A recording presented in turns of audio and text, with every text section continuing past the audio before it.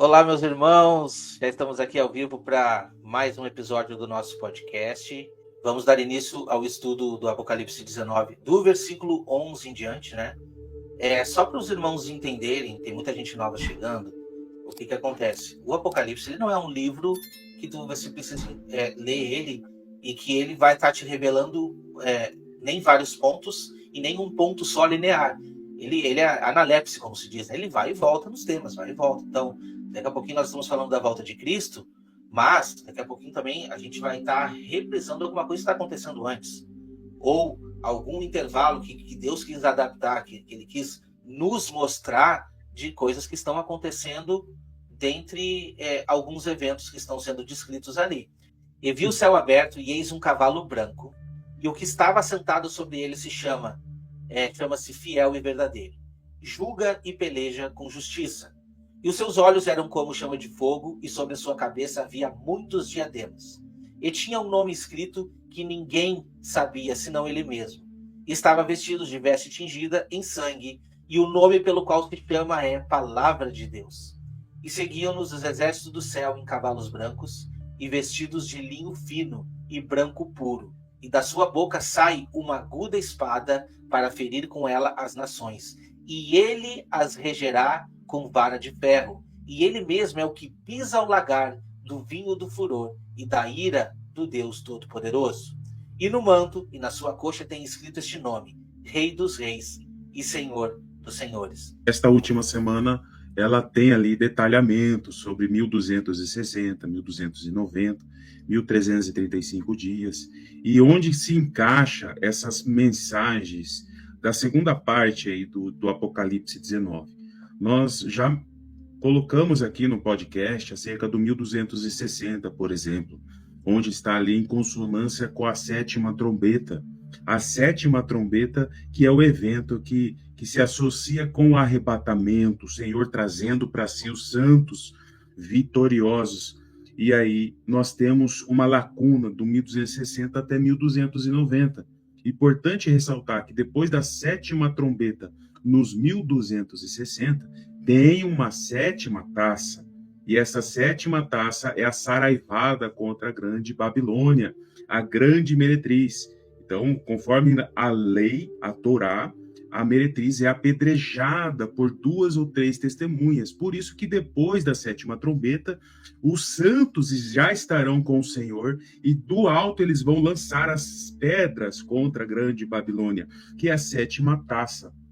E aí nós temos eventos que vão consolidar no juízo sobre as nações da terra, que são os detalhamentos que vamos tratar hoje, inclusive o lagar da ira de Deus, que acontece no Armagedon, que vamos tratar hoje aqui, que se consolida exatamente no 1290. Perceba que existem vários eventos acontecendo neste período de 30 dias.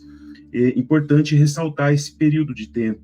E quando nós olhamos aí os primeiros versos, nós já temos aí muitas mensagens, muitas palavras-chave aí acerca deste mistério. Por exemplo, eu vi o céu aberto.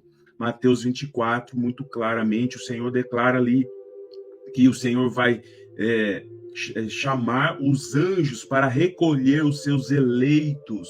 Então é um encontro dos anjos, né, recolhendo os eleitos na terra. É um encontro de 2 exércitos. E esse encontro de 2 exércitos, juntamente com o Senhor nos ares, é a dança de Maanaim, um encontro solene, uma preparação. Preparação para quê? Para uma batalha que vai suceder depois desse encontro. Por isso que não podemos associar o arrebatamento, o encontro com o Senhor Jesus nos ares, com bodas, porque conforme Deuteronômio 24:5, o recém-casado não pode sair à guerra, deverá servir a sua esposa durante um período de 1 ano. Então, isso vai se consolidar o quê? No reino milenar. Bodas nós associamos com o reino milenar. E quando está escrito aí céu aberto, é Ouranos na palavra aí no grego. E Ouranos significa o quê? O espaço arqueado com todas as coisas visíveis, inclusive as nuvens. Por isso que este movimento, este evento, este encontro com o Senhor Jesus nos ares é nos ares da região das nuvens, algo que o homem consegue enxergar.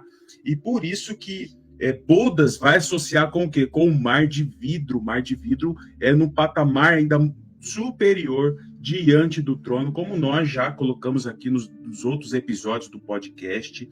E aí é mais um elemento para esclarecer de que o Senhor encontrará com os seus eleitos nos ares para um evento. Então o Senhor vai descer do céu com os seus santos para uma batalha, uma peleja que envolve uma trajetória, que envolve, vamos detalhar isso posteriormente, envolve uma trajetória, e esta trajetória estão aí descritos nos profetas. Por isso a importância de olharmos e meditarmos no Apocalipse de acordo com o que está escrito na lei, nos salmos e nos profetas. Eles é que dão a luz para termos o fiel entendimento da mensagem do Senhor, que está descrito aí no livro de Apocalipse. 2 Samuel 22, versos 10 e 11. Olha só o que está escrito. Baixou ele os céus e desceu. Olha aí. E teve sob seus pés densa escuridão. Cavalgava um querubim e voou. Então, o texto de Apocalipse 19 está escrito que viu o céu aberto. O irmão Ricardo citou o céu aberto.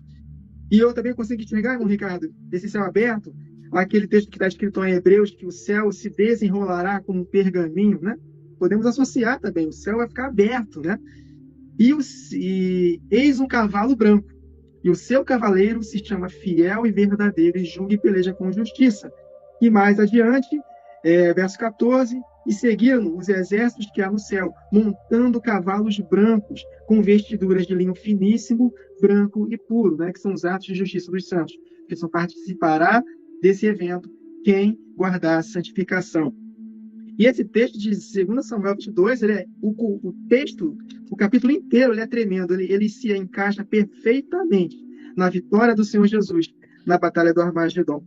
Se der, eu até vou ler uma boa parte dele aqui para os irmãos. Mas é interessante. Cavalgava um querubim e voou e foi visto sobre as asas do vento. Isso quer nos dizer que esse cavalo branco está falando que um dos querubins que vai levar o Senhor Jesus, e nós também, carregados por esses querubins. Me veio até a memória agora, quando Adão e Eva eles pecaram, eles foram expulsos do jardim, 2 querubins guardaram lá a entrada do jardim para eles não voltarem. E o que dividia o santo dos santos, né, da nossa vida? Um véu bordado de querubins, mas nós não. Na ocasião, hoje nós já temos espiritualmente acesso restrito ao trono da graça, por causa do corpo de Jesus na cruz, e do seu sangue derramado, e do poder da sua ressurreição. Mas na ocasião da volta de Jesus, nós seremos conduzidos por esses querubins. Olha só o contraste, né? Então, aquilo que Adão perdeu, a imortalidade, o querubim impediu para que eles não comessem da árvore da vida. E aí nós vamos ter a árvore da vida à nossa disposição para todo sempre. E nós vamos voltar com Cristo montado em querubins. Coisa tremenda. E esse texto, 2 Samuel 22 e 10, é tremendo. Tá, mas vamos lá. Enquanto o irmão Ricardo falava, me veio aqui na mente agora, o Espírito me fez lembrar o seguinte, Wagner. Se você falou que a voz que desperta as 10 virgens é o contexto do fim, e de fato é, aí vem o noivo, se preparem, por que Satanás está deturpando na mente da boa parte das igrejas a questão da outra faceta de Deus, de um Deus de justiça, um Deus vingativo, de um Deus de justiça que castiga? Porque se você for ver na mídia, né, nós vemos lá uma mensagem totalmente desequilibrada, só falando uma faceta de Deus. Esse é um espírito que está tentando impedir a voz das 2 testemunhas, a voz da trombeta para tocar um som certo. Então, desde 2015, mais ou menos, para cá, Deus começou a me revelar essa faceta dele. Eu só enxergava a parte boa, o amor.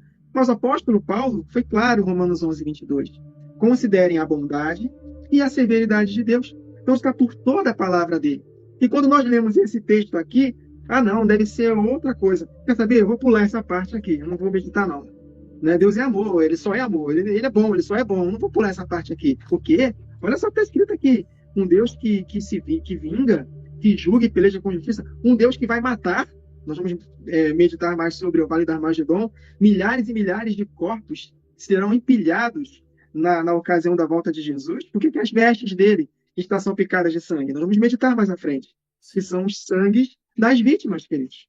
Então, esse é o Deus. O Deus do Antigo Testamento era um Deus mau. O Deus do Novo mudou. Por causa de Jesus, Jesus Cristo apaziguou a ira de Deus. No Antigo Testamento ele matava, agora é só graça. Não.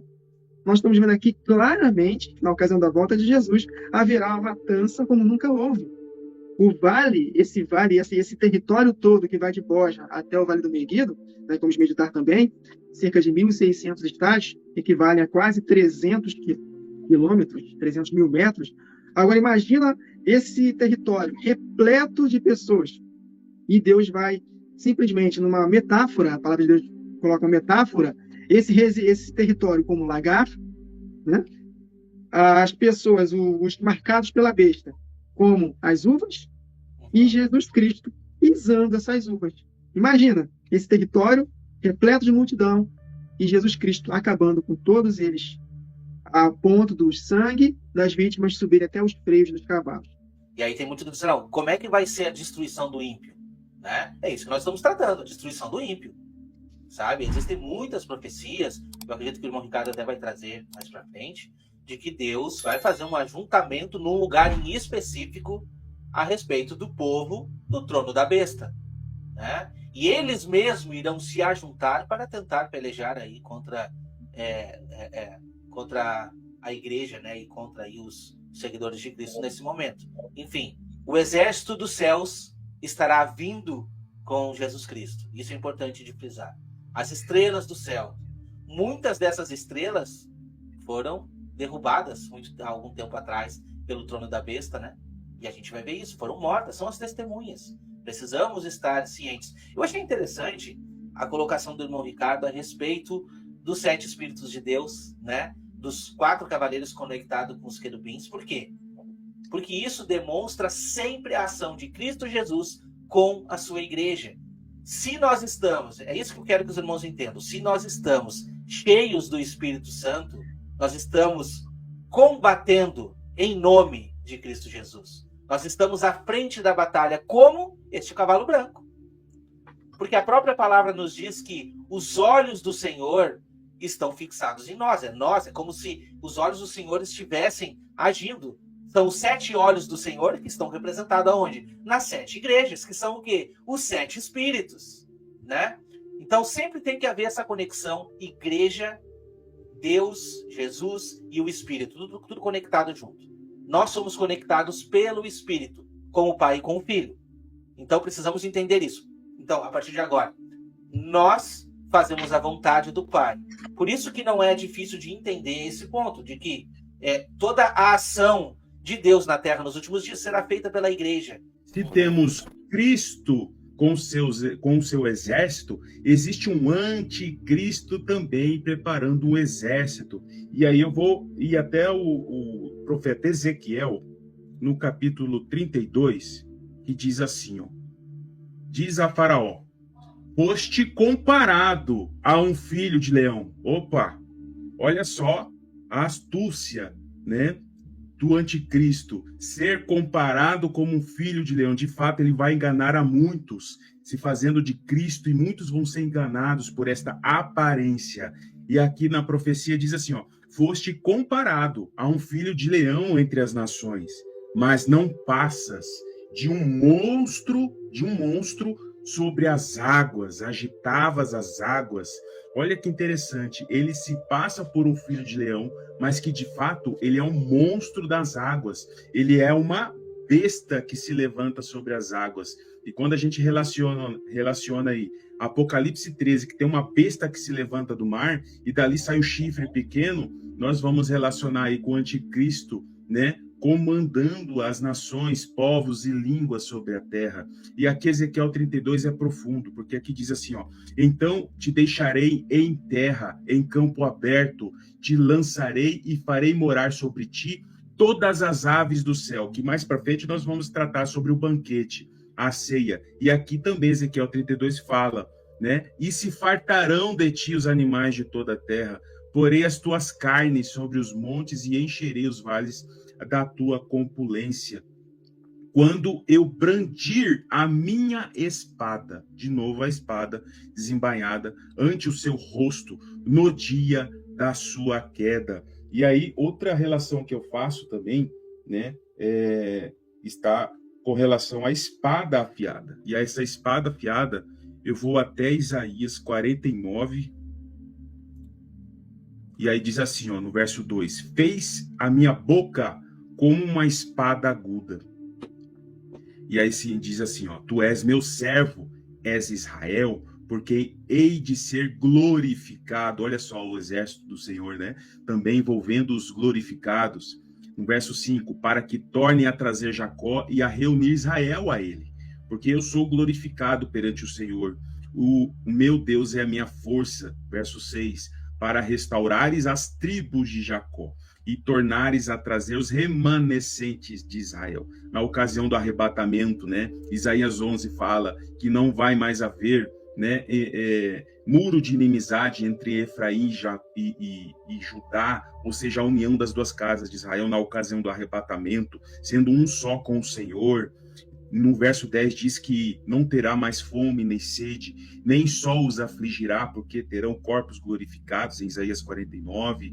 E aqui diz no verso 17, ó, os teus filhos virão apressadamente, ao passo que os teus destruidores e os teus assoladores se retiraram do teu meio. Levanta os olhos ao redor e olha.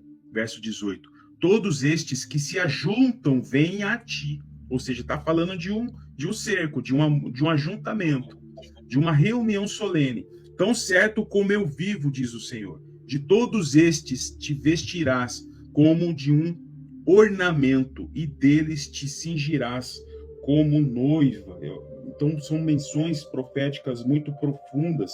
E outra menção aí que fala da espada afiada e do cetro de ferro, está em Ezequiel, no capítulo 21, que eu vou lá também, a partir do verso 9, que diz assim, ó, filho do homem, profetiza e diz, assim diz o Senhor, a espada está afiada, polida, afiada para a matança, polida para reluzir como relâmpago.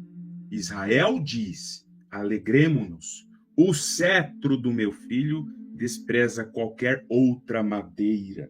São menções proféticas importantes. E qual é a promessa para a igreja, que está lá em uma das 7 cartas que nós temos ali, para a igreja de Tiatira? Verso 27, com cetro de ferro as regerá e as reduzirá em pedaços, como se fossem objetos de barro. Parafraseando Salmos 2, que também fala de um reino, mas que antes disso despedaçarás aí as nações ímpias, rebeldes, com cetro, né, sobre reduzindo a pedaços de barro, sendo quebrados diante do Senhor. Então são menções muito profundas, por isso a importância de termos aí, né, a Torá, os Salmos e os profetas, para entender as mensagens profundas aí do livro de Apocalipse.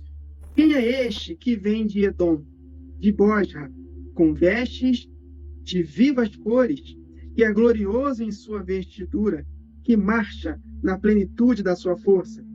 Apocalipse 14, versos 19 e 20, está escrito, então o anjo passou a sua foice na terra e vindimou a videira da terra e lançou-a no grande lagar da cólera de Deus, que lemos há pouco. E o lagar foi pisado fora da cidade, e correu sangue do lagar até aos freios dos cavalos, numa extensão de 1.600 estágios. Cada estágio equivale a aproximadamente 185 metros, ou seja, quase 300 quilômetros é o território que vai acontecer essa Batalha do Armagedon. Mas que Batalha do Armagedon, Wagner? Não está escrito isso em Apocalipse 19? Sim, mas pela análise está escrito em Apocalipse 16. Vamos ler também. Derramou o sexto a sua taça sobre o grande rio Eufrates, cujas águas secaram. Por qual motivo? Para que se preparasse o caminho dos reis que vem do lado do nascimento do sol, os reis do Oriente, que vão para essa peleja. Então vi sair da boca do dragão, da boca da besta e da boca do falso profeta 3 espíritos imundos semelhantes a rãs, porque eles são espíritos de demônios, operadores de sinais. e se dirigem aos reis do mundo inteiro com o fim de ajuntá-los para a peleja do grande dia do Deus Todo-Poderoso. Ou seja, essas milhares de pessoas, eu compreendo que seja dessa forma. Eles estão possessos por espíritos malignos. Eles terão a sua força. Estou lembrando agora aqui daquele demônio de Gadara.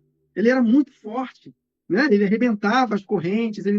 Então, esses homens, esses milhares e milhares que vão para essa peleja, eles estão endemoniados, fortes, né? Poderosos, achando que vão vencer. Só que não vão vencer, porque Jesus vai voltar glorioso e nós estaremos com os corpos imortais, não terão chances, né? Aí ele continua: eis que venho como ladrão. Bem-aventurado aquele que vigia e guarda as suas vestes, olha aí, as vestes citadas aqui em Apocalipse 19, que são os atos de justiça dos santos, para que não ande nu e não se veja a sua vergonha. Aqui está o verso 16 falando que é a batalha do Armagedon. Então os ajuntaram no lugar que em hebraico se chama Armagedon, no Vale de Josafá, né? Então é a batalha do Armagedon. Então no capítulo 63 de Isaías conecta perfeitamente. Então que é este que vem de Edom, de Bosra. Então de Bosra até esse Vale do Meguido são quase 300 quilômetros de território. Imagina esse território, eu falei no início, vamos repetir. Vamos imaginar esse território repleto de pessoas. E a palavra, ela faz essa comparação, esse território, o lagar, as pessoas, as uvas, e Jesus esmagando todos eles. Olha o cenário, queridos, de morte que vai ter. Esse é o Deus de toda a graça, né? Mas que também é um Deus que é vingador e castigador. Aí ele continua. Verso 2. Por que está vermelho o traje e as tuas vestes, como as daquele que pisa as uvas do lagar? Quem pisa as uvas, obviamente as uvas vão salpicar, né? Nas vestes. Olha as comparações. Ceifa e vindima, tá lá. É isso aí, vindima. Aí o lagar, vamos substituir lagar por esse território, que vai ser a Batalha do Armagedon. Eu os pisei sozinho, e dos povos nenhum homem se achava comigo. Pisei as uvas, ou seja, matei todos esses homens na minha ira. Olha aí, o dia da ira do Senhor, da vingança dele. No meu furor, as esmaguei, e o seu sangue me salpicou as vestes e me manchou o traje todo. Olha aí. Por isso que as vestes de Jesus estão salpicadas de sangue. Está aqui. Se nós não conectarmos com o profeta, como é que nós vamos compreender essas verdades, queridos? E no verso 4, porque o dia da vingança me estava no coração. Então, queridos, é dia da vingança para os infiéis, mas o ano dos meus redimidos é chegado, o dia da nossa redenção. Agora, só para finalizar essa reflexão, vou compartilhar com os irmãos uma revelação que ele me deu, maravilhosa. Porque aqui diz que Jesus, pessoalmente, sozinho, vai esmagar todos os inimigos. E ele me fez conectar com Sansão. Juízes capítulo 15, está escrito que Sansão, sozinho, pegou uma queixada de jumento e matou 1000 homens sozinho. E a palavra de Deus diz que ele empilhou esses corpos. Nós podemos compreender que no dia da matança desse Vale do Meguido, serão tantos corpos que eles serão empilhados, não tem como. Por isso é que o sangue chega até os freios dos cavalos. Mas olha que interessante, que a gente está vendo que o exército dos céus está acompanhando, né? É como se essas estrelas do céu estivessem acompanhando. Só que, algum tempinho atrás, antes dessas estrelas virem com Cristo Jesus, antes desse exército vir montado em cavalo branco, eles foram pisoteados. Sai um chifre pequeno, cresce até atingir o exército dos céus, e alguns do exército das estrelas lança por terra e a pisa. E a pergunta é feita, irmão Wagner, até quando esse exército e essas estrelas vão serem pisadas? Até 2.300 tardes e manhãs, e este santuário aqui, será purificado. Então esse santuário que está sendo profanado vai ser purificado. E eu digo mais, muito mais do que ser purificado, eles vão aparecer nas nuvens dos céus, montados em cavalos, representando a grande, vitoriosa vinda do nosso Senhor Jesus Cristo, juntamente com a sua igreja.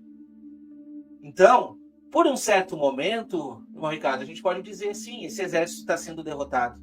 Mas as profecias apontam a vitória lá no final, né? As profecias apontam que por mais que eles morram, eles vão ressuscitar. Aliás, Apocalipse 11 vai nos mostrar que estes mesmos que foram mortos serão visíveis subindo nas nuvens dos céus. Serão visíveis e todos vão ficar atônitos.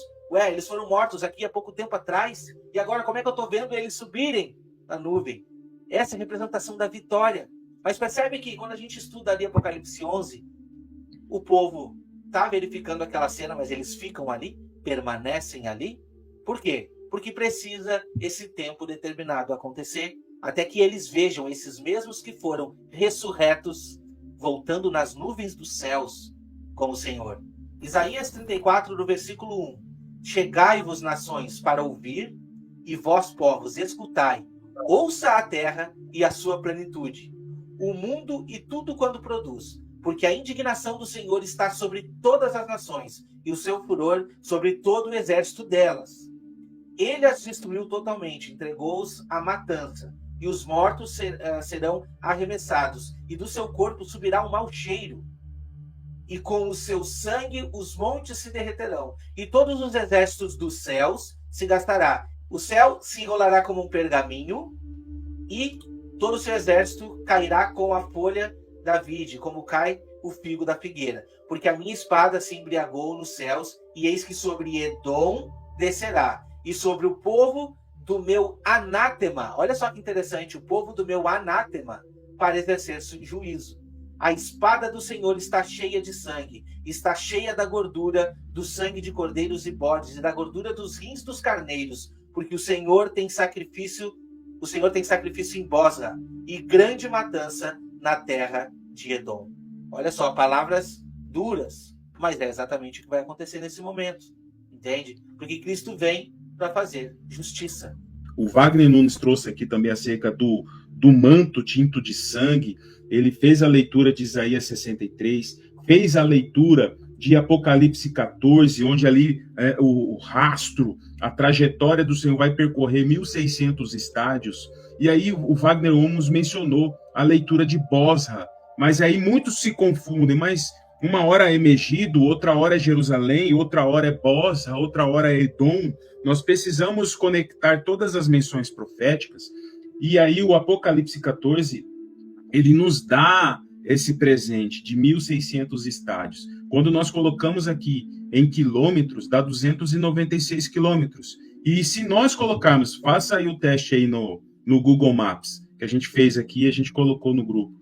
Se a gente pegar Bosra, né, percorrer ali até o Megido, Vale do Megido, que está mais ao norte, vai dar aí, né, em torno de 300 quilômetros, dependendo da rota, porque são estradas, né, diferentes, vai dar aí a média de 300 quilômetros, ou seja, exatamente os 1.600 estádios que o Senhor já descreveu na palavra dele. Então o Senhor é perfeito nas menções proféticas, conexões incríveis que estão sendo realizados aqui, e o Senhor pisando no lagar, né, sozinho, ele pisa no lagar, e este lagar apontando lá para Megido.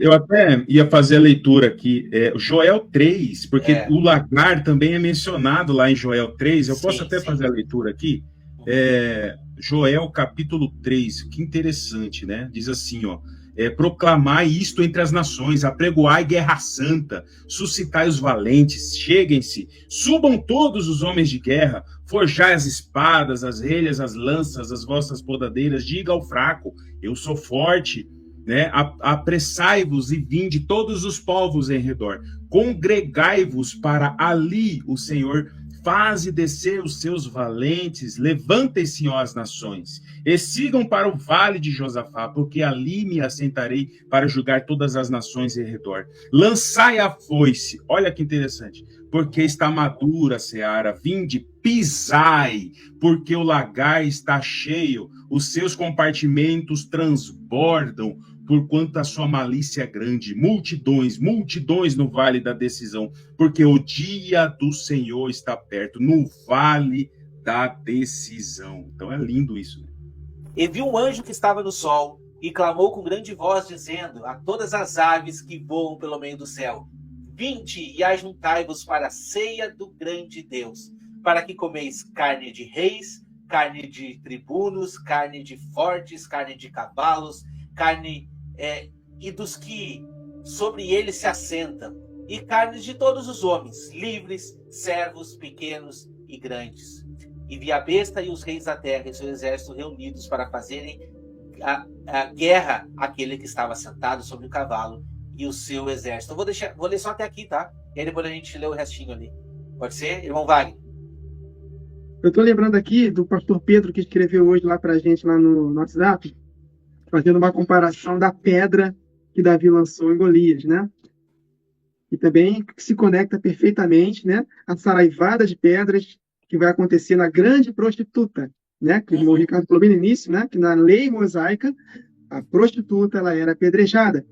Né? Em Apocalipse 16, verso 17, no sétimo flagelo, então derramou o sétimo anjo a sua taça pelo ar, e saiu grande voz do santuário do lado do trono, dizendo: feito está. Acabou a palhaçada, acabou a bagunça de Satanás, acabou. Aí, no verso 21, também desabou do céu sobre os homens, também nesse mesmo contexto, queridos. Grande saraivada com pedras que pesavam cerca de 1 talento, e por causa do flagelo das chuvas de pedras, os homens blasfemaram de Deus, porquanto seu flagelo era sobremodo grande. E aí vamos ler Daniel, capítulo 2, verso 34. Ele explicando acerca da estátua. Quando estavas olhando, uma pedra, olha aí, Cristo, uma pedra foi cortada sem auxílio de mãos, feriu a estátua nos pés de ferro, de barro, e os esmiuçou. Então, juntamente, foi esmiuçado ferro, barro, bronze, a prata, o ouro, os quais se fizeram como a palha das eiras de estio, e o vento os levou. Olha aí, acabou a palhaçada desses reis, e deles não se viram mais vestígios, olha só. Mas a pedra que feriu a estátua se tornou um grande monte que encheu toda a terra. E mais para frente, no verso 44, mas nos dias destes reis, olha aí, os governantes, os generais, né? O Deus do céu suscitará um reino que não será jamais destruído. Este reino não passará a outro povo, pois ele esmiuçará e consumirá todos estes reinos, mas ele mesmo subsistirá. Como viste que do monte foi cortada uma pedra sem auxílio de mãos, e ela esmiuçou o ferro, o bronze, o barro, a prata e o ouro. O grande Deus fez saber ao rei o que há de ser futuramente. Então, essa conexão que o pastor Pedro colocou da pedra também se encaixa perfeitamente, né? Sim. Muito legal essas conexões. Agora, o irmão Ricardo citou Ezequiel 39. Eu vou, nesse mesmo contexto, né, falar o que vai acontecer após essa batalha do Armagedon. E os corpos, irmãos? Como é que esses corpos vão ser limpos para que a igreja governe na Terra no milênio? Não tem isso na Bíblia. Sério, tem? Ezequiel 39, a partir do verso 11. Vamos ler? Naquele dia, darei ali a Gog um lugar de sepultura em Israel, o vale dos viajantes ao oriente do mar. Espantar-se-ão os que por ele passarem. Nele sepultarão a Gog e a todas as suas forças, e lhe chamarão o vale das forças de Gog. Durante 7 meses. É tanto corpo, meus irmãos, que vai precisar ser 7 meses para poder limpar. Durante 7 meses estará a casa de Israel a sepultá-los para limpar a terra. Olha só. Sim, todo o povo da terra os sepultará. Ser-lhes-á memorável o dia em que eu for glorificado, diz o Senhor Deus. Serão separados homens que sem cessar percorrerão a terra para sepultar os que entre os transeuntes, né? Transeuntes, que tradução? Tenham ficado nela para a limpar. Depois de 7 meses, iniciarão a busca. Ao percorrerem eles a terra, a qual atravessarão, em vendo algum deles o osso de algum homem, por ao lado um sinal, até que os enterradores o sepultem no vale das forças de Gog.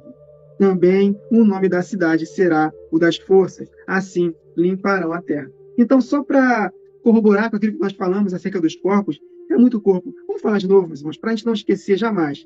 Vamos lá, as analogias. Essa região de quase 300 quilômetros, repleto de pessoas, entupida de pessoas, pensa na multidão gigantesca. E vamos lá, essa região é o lagar, Os homens endemoniados para a batalha, os marcados pela besta, são as uvas, e Deus sozinho esmagando todos eles. E após toda essa matança, haverá essa limpa que vai acontecer na terra. Muito interessante essas conexões. Olha só como a palavra de Deus é tremenda, né, meus irmãos? É riquíssima. Com quantas igrejas ignoram a meditação dos profetas? Como é que pode alguém ignorar a leitura do Antigo Testamento? Ah, não, estamos na graça. Nós somos só do Novo Testamento. Então gasta 99% do tempo só lendo o Novo Testamento. E aí não vai entender o que estava na mente dos apóstolos, o que estava na mente do Senhor Jesus aqui em Apocalipse, para poder escrever essas verdades aqui. Temos que ir para o Antigo Testamento. E mais à frente, trata desse banquete que o Senhor vai fazer, que é uma conexão direta com Apocalipse 19 aí. Diz assim, ó, no verso 17. Tu, pois, ó filho do homem, assim diz o Senhor Deus. Dize às aves de toda a espécie, de todos os animais do campo, ajuntai-vos e vinde, ajuntai-vos de toda parte para o meu sacrifício, que eu oferecerei por vós. Sacrifício grande nos montes de Israel. E comereis carne, e bebereis sangue, comereis a carne dos poderosos, e bebereis o sangue dos príncipes da terra, dos carneiros, dos cordeiros, dos bodes, dos novilhos, todos engordados em Bazã. Do meu sacrifício que oferecerei por vós, comereis a gordura até vos fartardes, e bebereis o sangue até vos embriagardes. A minha mesa vós vos fartareis de cavalos e de cavaleiros, de valentes e de todos os homens de guerra, diz o Senhor Deus. Manifestarei a minha glória entre as nações, e todas as nações verão o meu juízo que eu tiver executado, e a minha mão que sobre elas tiver descarregado.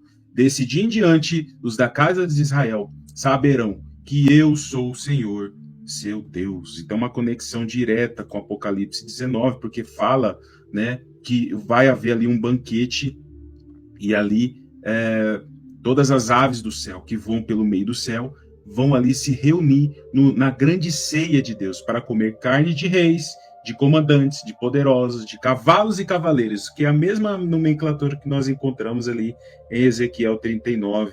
E muito interessante, porque a gente fala aí do anticristo com o seu exército, e mais à frente a gente vai tratar aí sobre o falso profeta e a besta, que vai ali se colocar neste lugar para este banquete, e eles serão sacrificados, o cavalo e o cavaleiro, ou seja, o exército, né, do anticristo e o próprio anticristo ali, né, naquele lugar, sendo colocado sob juízo de Deus, que vai descer no pisar do lagar da ira de Deus. Muito, muito interessante, incrível como que o Senhor realiza essas conexões de menções proféticas de milênios atrás, até chegar ao Apocalipse aí. Muito, muito, eu fico maravilhado com essas conexões. É isso. Mas a besta foi aprisionada, e com ela o falso profeta, que com os sinais feitos diante dela, seduziu aqueles que receberam a marca da besta, e eram os adoradores da sua imagem. Os dois foram lançados vivos dentro do lago de fogo que arde em enxofre. Vamos lá. Aqui já nos fala não dos que vão morrer na Batalha do Armagedon, mas dos que vão morrer e serem lançados no lago de fogo vivos na ocasião do tribunal de Cristo. Depois do tempo em que o sacrifício diário for tirado e posta a abominação desoladora, ou seja, vai ser o período da grande tribulação, que vai durar 1.260 dias, e exatamente no final dos 1.260 dias acontece o arrebatamento, depois a igreja volta para a Batalha do Armagedon. Haverá ainda 1.290 dias, ou seja, um espaço de 30 dias, que pode ser esse espaço aí da Batalha do Armagedon. E depois, no verso 12, bem-aventurado o que espera e chega até 1.335 dias, ou seja, mais 45 dias do tribunal de Cristo. E aqui, nesse verso aqui, esse verso 20, está falando acerca do tribunal. Aqui fala dos 30 dias, entre 1260 e 1290, que é o Armagedon, e aqui no mesmo texto está revelado para nós o que vai acontecer entre 1290 e 1335 dias, que é onde vai haver o tribunal de Cristo, em que a besta não foi aprisionada. Por quê, queridos? Nem todos os marcados pela besta vão para a Batalha do Armagedon. uma parte vai fugir. Olha só o que está escrito em Apocalipse, capítulo 6, a partir do verso 15. Os reis da terra, isso é outra parte dos reis, que não vão para a batalha. Os reis da terra, os grandes, os comandantes, os ricos, os poderosos, e todo escravo e todo livre, se esconderam, olha aí, se esconderam nas cavernas e nos penhascos dos montes, e disseram aos montes e aos rochedos: caí sobre nós, e escondei-nos da face daquele que se assenta no trono e da ira do Cordeiro. Ou seja, eles se esconderam da ira, não foram para a batalha de Armagedon, porque chegou o grande dia da ira deles, e quem pode suster-se? Então, essa besta e o falso profeta, que foram lançados vivos no lago de fogo, muitos interpretam que são duas pessoas literais, que é o anticristo, né, o homem do pecado, e um assistente, uma outra pessoa. Mas não é, meus irmãos. Se nós conectarmos com a verdade, há uma besta que surge do abismo ou do mar, né, que tem um cunho político, financeiro, e tem a besta que emerge da terra, que tem um cunho religioso. Então, é como se fosse uma anti-obra da igreja. Jesus Cristo é a cabeça e tem o seu corpo. Então, a besta, ela tem também o seu corpo. Então, podemos compreender aqui, em um resumo bem simples, que a besta e o falso profeta, que são lançados vivos no lago de fogo, é o anticristo e todos os seus súditos, todos os que fugiram, se esconderam, não foram para trás da Armagedon e participaram do tribunal de Cristo. Essa leitura dos escritos antigos, da Torá, dos profetas, isso ajuda demais a gente entender todo este trabalhar do Senhor contra o anticristo e o seu exército. Então, realmente, quando a gente olha lá, por exemplo, lá para a Torá, Êxodo capítulo 15, que diz assim, no verso 1, o cântico de Moisés, né? O cântico de Moisés, ele diz assim, ó, cantarei ao Senhor, porque ele triunfou gloriosamente, lançou no mar o cavalo e o seu cavaleiro. Ou seja, existe um cavaleiro, né, domando e conduzindo um cavalo, e o cavalo é uma arma de guerra, né? Nos tempos antigos, o cavalo era algo preparado para a guerra, para a batalha, ou seja, apontando para um exército. E quando trata aqui de Êxodo 15, é a vitória de Israel, né, de Deus sobre o faraó e o seu exército. Importante ressaltar que Faraó tinha Janes e Jambres, né, realizando tarefas específicas, envolvendo engano, feitiçaria, né, sinais e prodígios, que é o que o Senhor está mostrando também nos últimos dias, de que uma parte desse exército do anticristo tem funções peculiares. Por isso que houve uma distinção ali deste grande exército, duas bestas, uma besta apontando para um exército bélico, geopolítico, econômico, mas uma besta com uma função distinta, peculiar, envolvendo a área religiosa e espiritual de engano, né, com sinais e prodígios, mas todos eles formando um grande exército organizado, cujo principal ali, né, imperador, tirano é o anticristo. Então todo o cavalo e seu cavaleiro serão lançados no lago de fogo, aqueles que permanecerem vivos para o tribunal de Cristo, né? Então, muito importante salientar, entender as sombras e as realidades, o que aconteceu lá no passado vai se repetir, né, de uma maneira ainda mais abrangente no futuro, porque a ocasião será global no futuro, né? E Daniel 7 também mostra essa questão das nações, né? Eu vou até ler aqui para os irmãos acerca disso. Daniel, capítulo 7, a partir do verso 9 aqui, diz assim, ó, verso 8, estando eu a observar os chifres, e o Wagner trouxe a questão aí dos chifres, né? Eis que entre eles subiu outro pequeno, diante do qual três dos primeiros chifres foram arrancados. E eis que neste chifre haviam olhos, como os de homem, e boca que falava com insolência, apontando esse chifre pequeno para o anticristo. E esse chifre pequeno conduzia uma besta, ou seja, apontando para este exército. Continuei olhando até que foram postos uns tronos, e aqui tronos no plural. Quando tem tronos no plural, vai associar com o tribunal de Cristo. Ou seja, não se trata do trono branco que vai acontecer lá depois do reino milenar. São tronos no plural, e por isso a gente associa esses tronos com o tribunal de Cristo. E aí o Ancião de Dias se assentou, sua veste era branca como a neve, e os cabelos da cabeça como pura lã, e o seu trono eram chamas de fogo.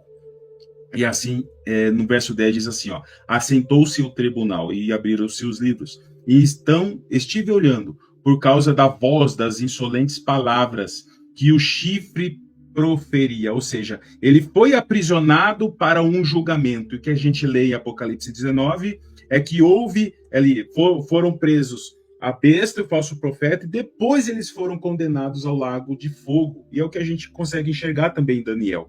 Daniel 7,11 diz assim, que com as vozes insolentes do chifre pequeno, estive olhando e vi que o animal foi morto e o seu corpo foi desfeito. Olha que interessante, o corpo foi desfeito e entregue para ser queimado, e a gente associa com o lago de fogo aqui.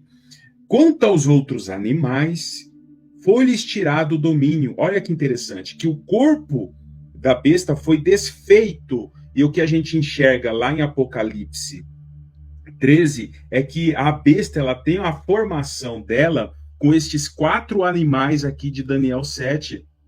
Tem boca de leão, aparência de leopardo, pés de urso, ou seja, você vê que esses 4 animais, eles estão mesclados no tempo do fim. Mas na ocasião do tribunal de Cristo, esse animal será desfeito. E os outros animais, apontando para nações restantes, né, foi-lhes tirado o domínio, todavia foi-lhes dada a prolongação de vida por um prazo e um tempo. Ou seja, uma parte das nações, né, vão restar, e na ocasião do tribunal de Cristo, que o Wagner Nunes trouxe aqui, né, perfeitamente, Mateus 25, onde o Senhor vai fazer uma seleção entre bodes e ovelhas, ali são nações que serão ali colocadas diante desse crivo, e das ovelhas vai apontar para essas nações que vão restar, e elas vão perder domínio. O que significa isso?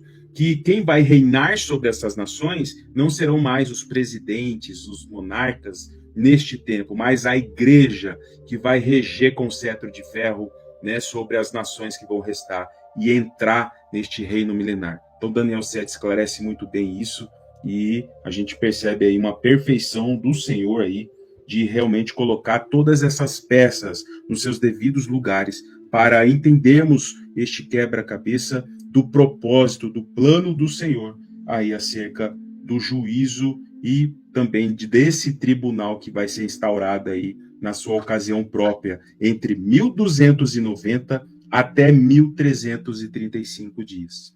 Eu quero encerrar, agradecer os irmãos que estão aqui presentes, né? Irmão Wagner também, irmão Ricardo, que está até agora com a gente. Mas eu quero encerrar com o texto aqui, tá? Se tem alguma coisa que a gente pode fazer agora, nesse momento, é o que está descrito aqui. Joel, capítulo 2, versículo 1. Tocai a trombeta em Sião e dai voz de rebate no meu santo monte. Perturbem-se todos os moradores da terra, porque o dia do Senhor já vem e está próximo. Dia de escuridade, de densas trevas, dia de nuvens e negridão, como a alva por sobre os montes. Assim se difunde um povo grande e poderoso, qual desde o tempo antigo nunca houve, nem depois dele haverá pelos anos adiante, de geração em geração. Que nós possamos ser este povo que está tocando trombeta hoje, mas que vindo nas nuvens dos céus com o Senhor amanhã, para declarar a vitória e o juízo do nosso Deus. Agradecemos a todos que estiveram com a gente aí. Tenham todos uma boa noite e a gente se encontra aí no próximo episódio. Amém, irmãos? Amém. Tchau, tchau.